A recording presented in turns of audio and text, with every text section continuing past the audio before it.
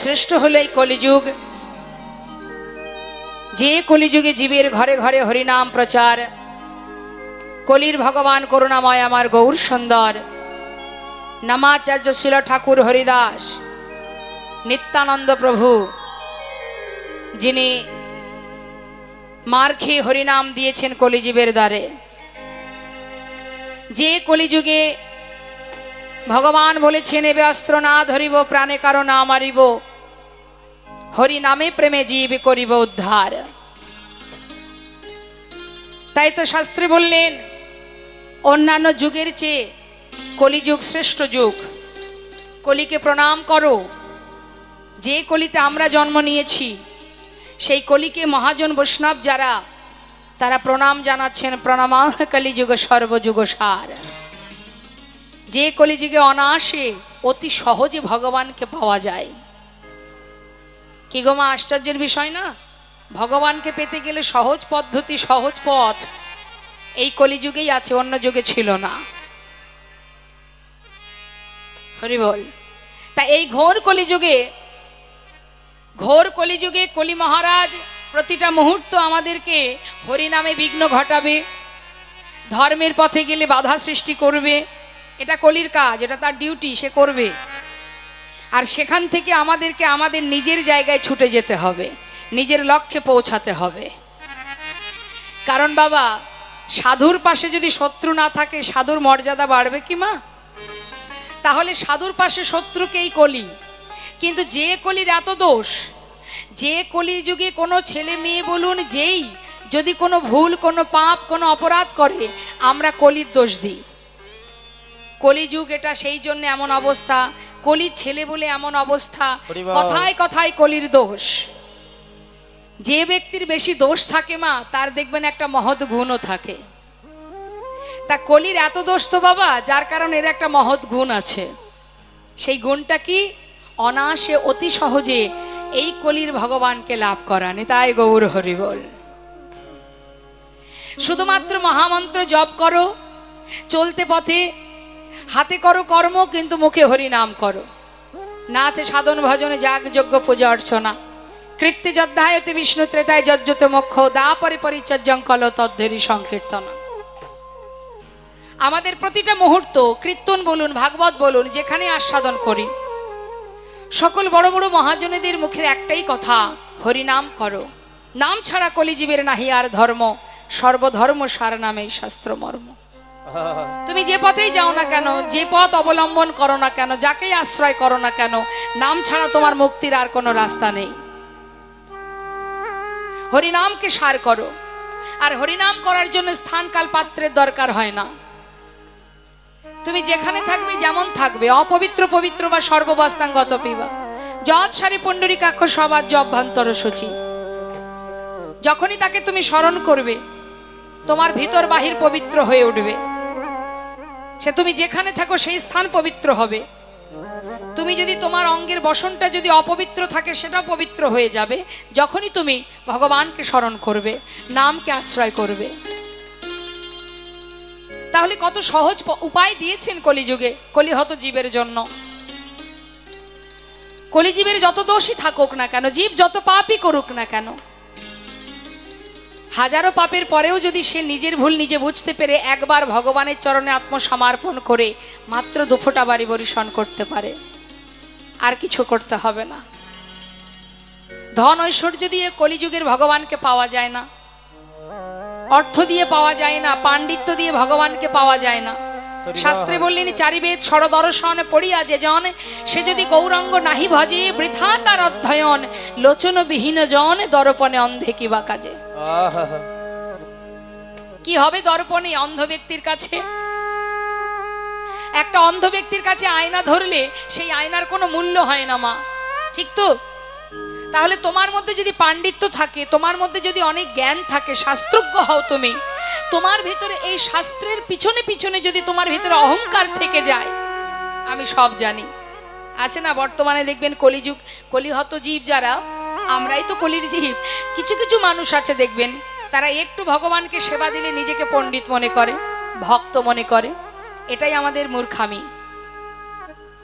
এটাই আমাদের ভুল। ভগবান সব সইতে পারে, পারে না কখনো অহংকার, পারে না হিংসা, এগুলো সইতে পারে না।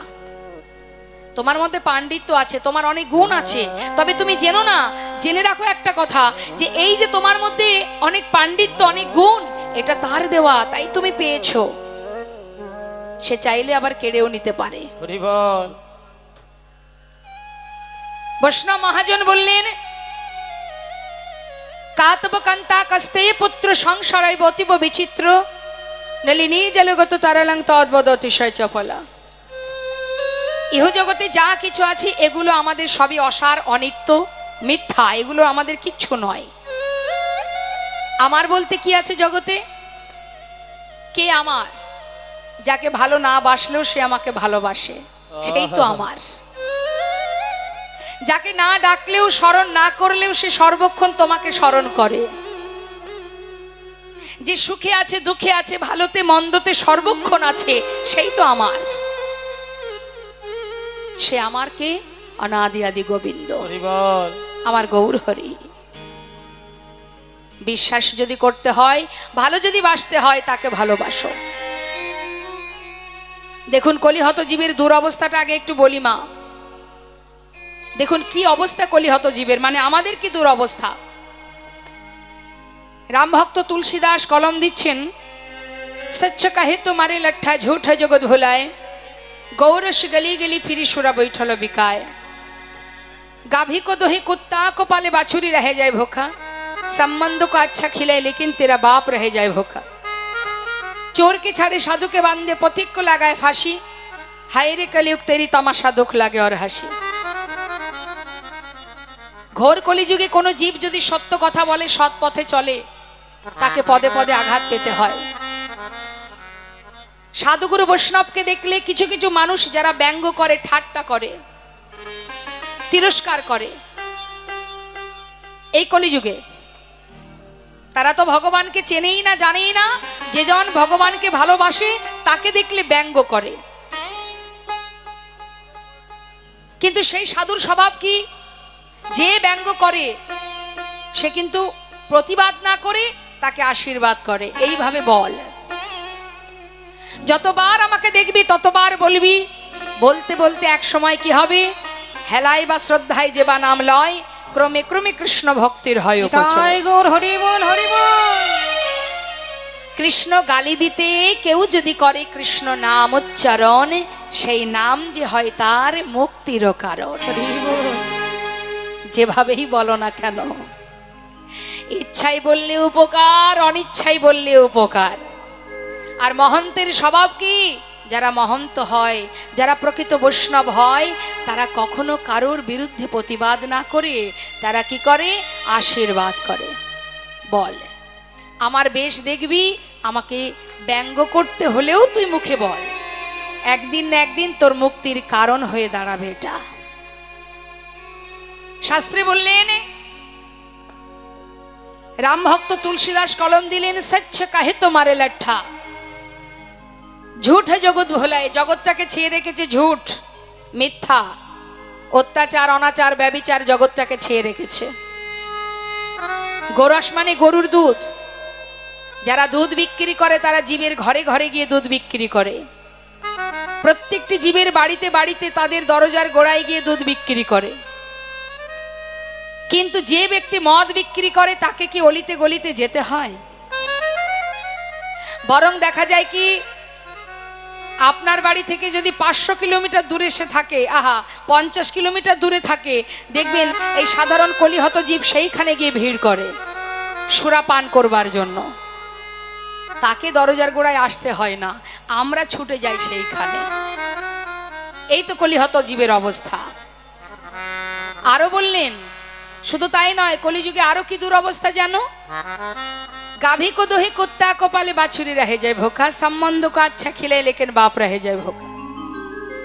আমরা যাদেরকে আপন করে বুকের মধ্যে জড়িয়ে দিন কাটাচ্ছি মা, যেদিন তারা চলতে শিখবে, বলতে শিখবে, যেদিন নিজের পায়ে নিজে হাঁটতে শিখবে, সেদিন তারাই আমাদেরকে বৃদ্ধাশ্রমে রেখে আসবে। আজকে যাদেরকে বুকে আগলে রেখে বেঁচে আছি, আমার আমার করে মিথ্যে মায়ার বালিশ মাথায় দিয়ে ঘুমাচ্ছি। সংসার আমার, ছেলে মেয়ে আমার, টাকা আমার, বাড়ি আমার, কিছুই আমার নয়।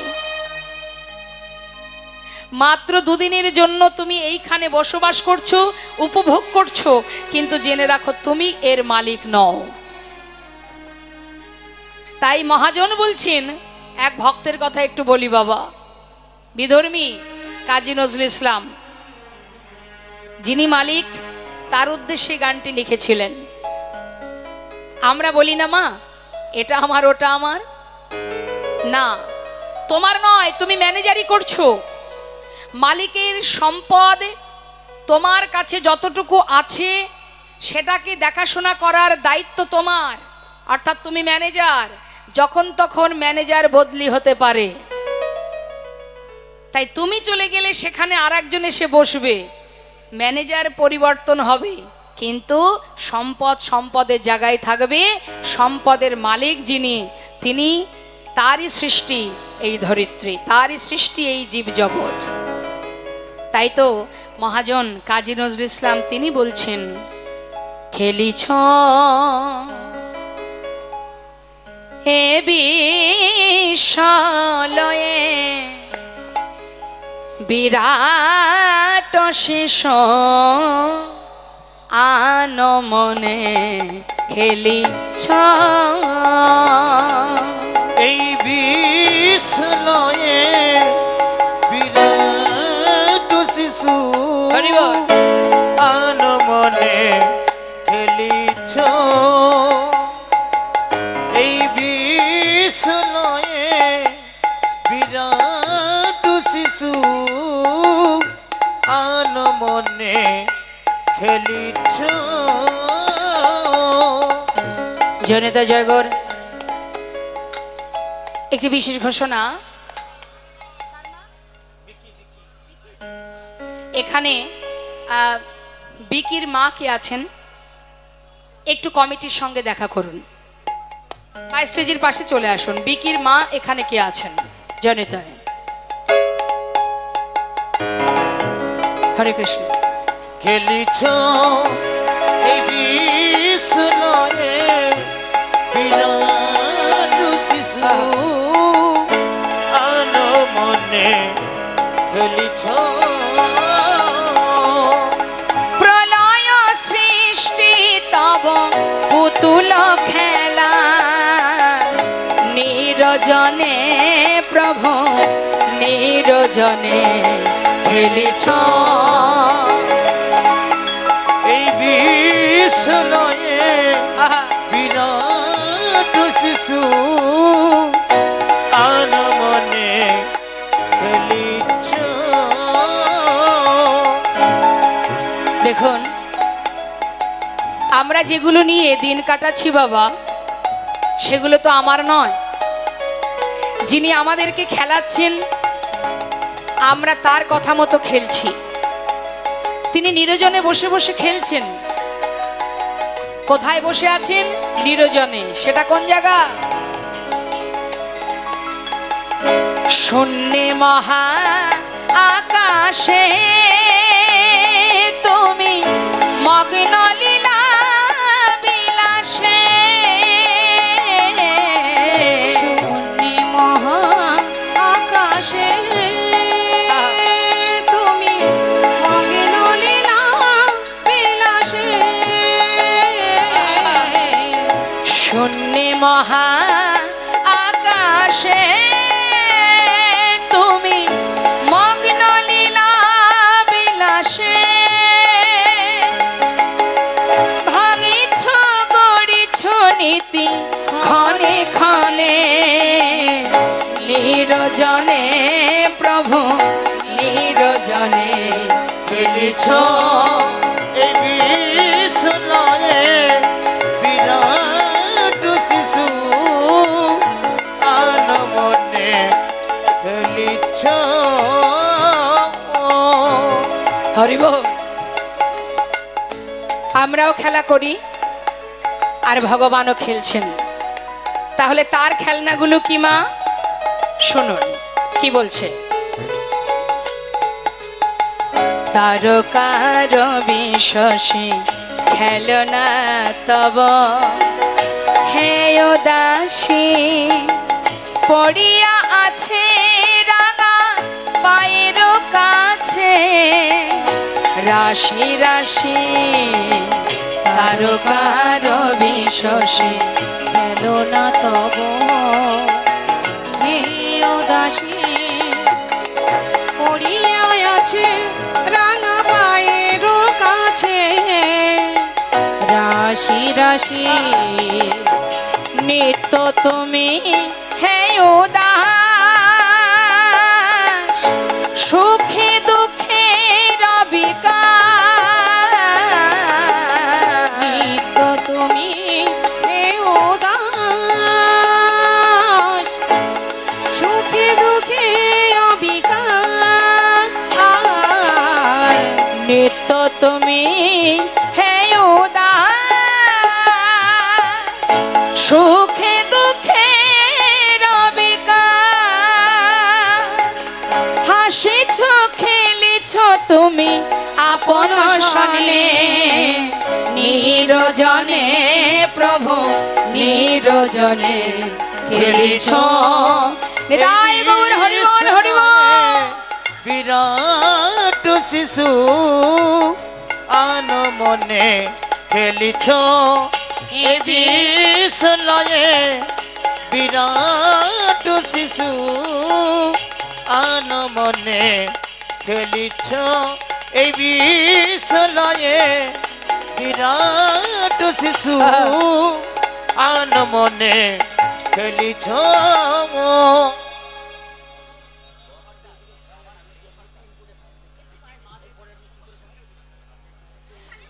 জনতাই আবারও বলছি বিকি সর্দার তার পিতা লোহিত সর্দার পিতা ললিত সর্দার যদি এখানে থাকেন বা বিকির মা যদি এখানে থাকেন অতি শীঘ্রই এখানে আসুন, বিশেষ দরকার, তাড়াতাড়ি চলে আসুন। হরে কৃষ্ণ। তো বৈষ্ণব মহাজন বললেন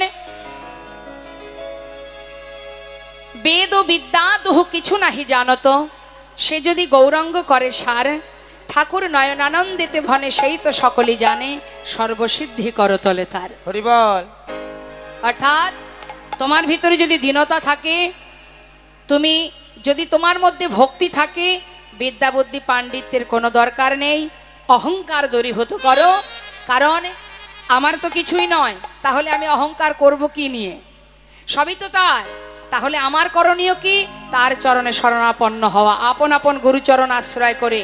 বৈষ্ণব মহাজন বললেন হে জীব, ঘোর কলিযুগে যদি কোনো জীব দুটি বাহু তুলে আত্মনিবেদন করে দুফোঁটা বাড়ি বরিশন করে বদনে হরিনাম জপ করতে পারে, কলিযুগে আর কিছু করার নেই। তাই তো মহাজন বললেন এ তৃণ ভুবনে আনন্দে ভরিল, এ তৃণ ভুবনে আনন্দে ভরিল, উঠিল মঙ্গল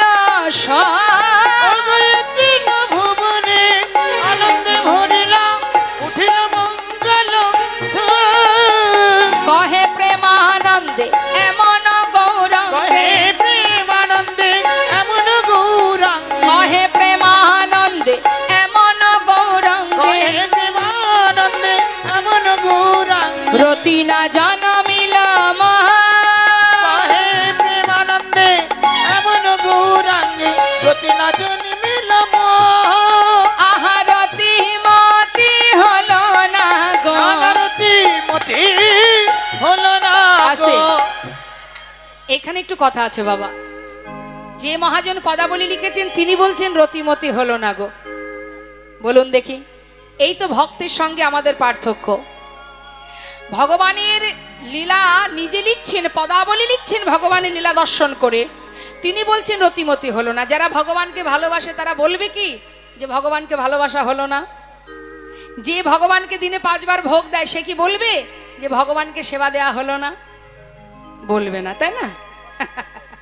কিন্তু বৈষ্ণবের লক্ষণ দেখুন কেমন, ভগবানের লীলা সাধন করে পদাবলী লিখছেন, তথাপিও তিনি কি বলছেন? আমার রতিমতি হলো না। কত পাপি তাপি তরে গেল, আমি অধম রইলাম পড়ে। এটা হচ্ছে দীনতা বাবা, এটাকে বলা হয় দীনতা। যদি দীনতা প্রকাশ করতে পারো, স্বয়ং ভগবান যুগে যুগে তোমার চরণে দাস হয়ে পড়ে থাকবে।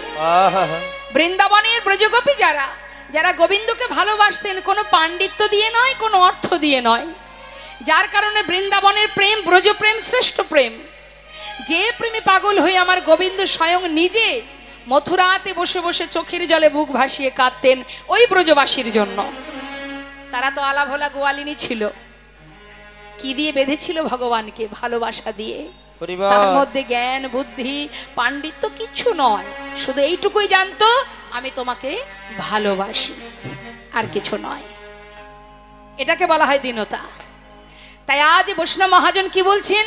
আমার রতি মতি হলো না গো, রতি মতি হলো না